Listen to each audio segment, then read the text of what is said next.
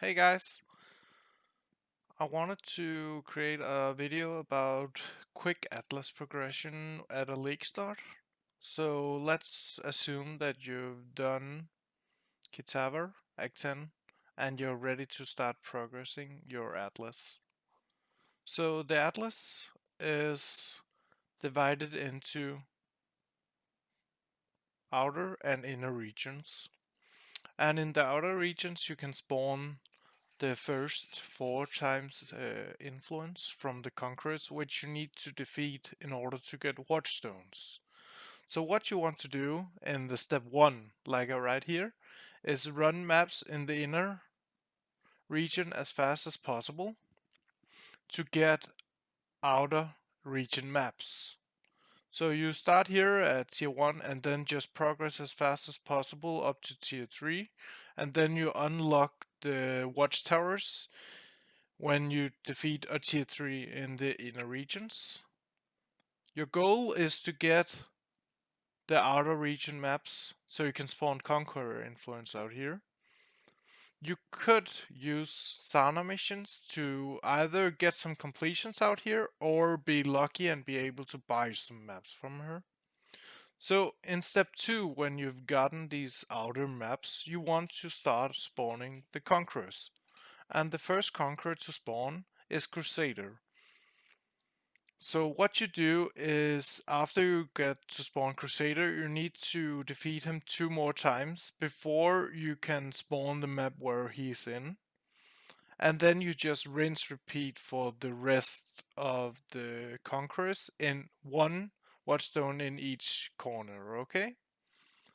What you do when you get the first Watchstone is that you socket it into one of the inner regions. I like doing it in Lex Proxima if I have a lot of map completions here.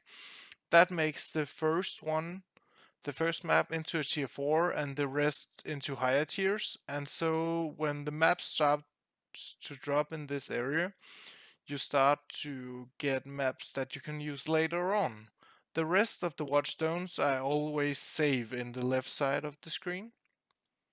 So step 3, when you've collected all the outer Watchstones, is that you want to run a full rotation in one of the inner areas that you picked for one Watchstone. So now you want to defeat all 4 conquerors in Lex Proxima, for example. And when you do this, you want to insert 2 Watchstones into the next area that you want to run, and so on. You start to run all the maps in this area, and then while you do that, you insert 3 in the next area and 4 in the last.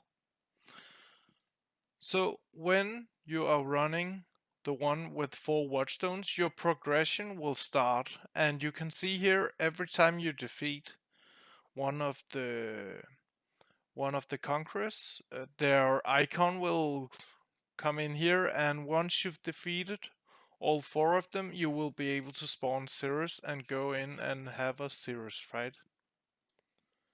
What you want to do while you're running the last 10 maps or whatever, when you know you have enough maps to finish the rotation and fight Cirrus, is socket force 4 Watchstones in one of the outer regions again, so you can start collecting the last 12 Watchstones you need out here. So now you need to collect the last 12 Watchstones, 3 in each outer area, because you initially picked up 1 Watchstone in each, and you can see the progression on the left side which Watchstones you need. So now I usually just start with Lexijoris, and after I've killed 2 conquerors and I spawn the influence on the third, I start putting in Watchstones in the next area that I want to complete. And you can also remove Watchstones from the inner circle, so you only have tier 14 in the outer regions that you want to complete. And you just do that all the way around until you have all 32 Watchstones that you want. Lastly, I want to include some general tips for sustaining your maps. The higher completion level you have, the more easy it gets to sustain your map. So actually using your Atlas currency early on is kind of important, because let's say you have one tier 11 map and you really want a tier 12 to drop, then it's important to use your sextants in that area, and it's important to use your chisels, maybe even a Sana mission if you have that, so you can buy more higher tier maps from her.